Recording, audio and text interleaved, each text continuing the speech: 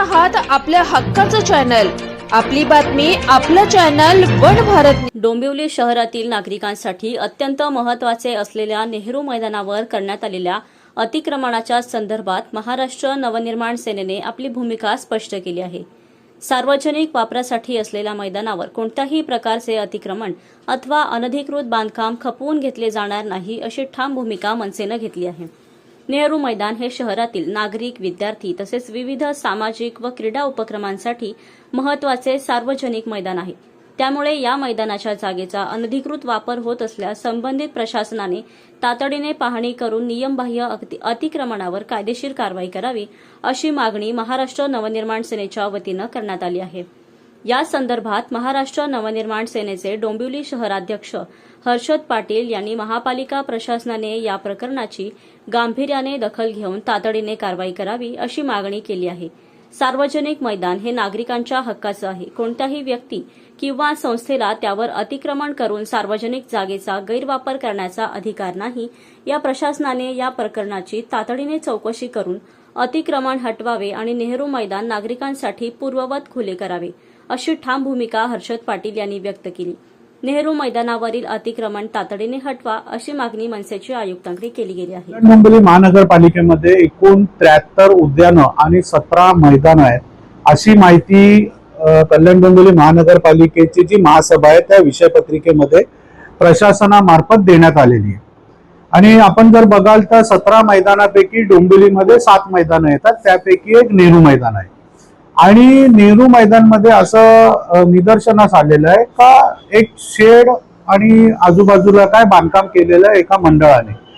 आणि हे आता लक्षात आलं ज्या वेळेला ही विषयपत्रिका आली महासभेमध्ये आणि त्याच्यामध्ये प्रशासनाने स्पष्ट म्हटलंय का उद्यानापैकी काही 5 का 10 उद्यानं त्यांनी भाडे तत्वावर दिलेली आहेत, परंतु मैदानापैकी एकही मैदान कोणालाही त्यांनी भाडे तत्वावर किंवा कुठल्याही करारनाम्याने दिलेलं नाही।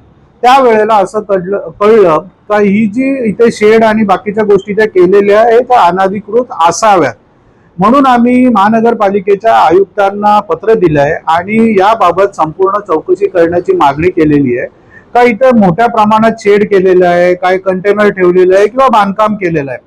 आणि एक प्रमुख गोष्ट इथे निदर्शनास आलेली आहे का कमान देखील मोठ्या प्रमाणात इथे केलेली आहे आणि त्यावर कल्याण डोंबिवली महानगरपालिका असा उल्लेख केलेला आहे।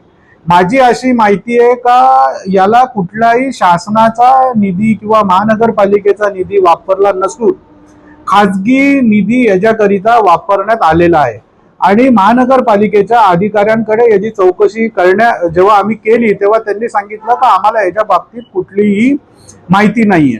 मग एवढी मोठ्या प्रमाणात जर इथे बांधकाम आणि या सगळ्या गोष्टी होत असतील आणि महानगरपालिकेच्या अधिकाऱ्यांना जर या गोष्टी माहिती नसतील तर आम्ही आयुक्तांना ही विनंती केलेली आहे संपूर्ण प्रकरणाची चौकशी करताना आपण जे कोणी प्रभाग क्षेत्र अधिकारी असतील किंवा या विभागाचे जे कोणी अधिकारी असतील यांची पण आपण विभागीय चौकशी केली पाहिजे। अशा प्रकारे जाहीर मैदानामध्ये एखादा मंडळ जर अतिक्रमण करत असेल आणि महानगरपालिका याच्यामध्ये जर दुर्लक्ष करत असेल अत्यंत गंभीर बाब आहे।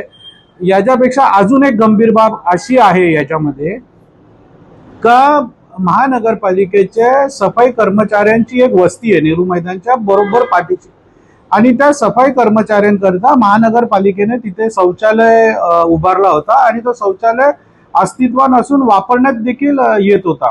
काही वर्षाआधी या मंडळाने त्या शौचालयाच्या जागी कार्यालय काढलंय त्यांचं। म्हणजे ही तर एकदम आपण काय बोलायचं मला शब्द नाही आहेत या गोष्टीसाठी। माझी आयुक्तांना एवढीच विनंती आणि मागणी आहे का आपण या प्रकरणामध्ये तात्काळ चौकशी करून याच्यावर कारवाई करायला पाहिजे। अशा प्रकार जर मैदान हडप होत चालली तर डोंबिवली शहराचे मुलं जाणार कुठे खेळायला।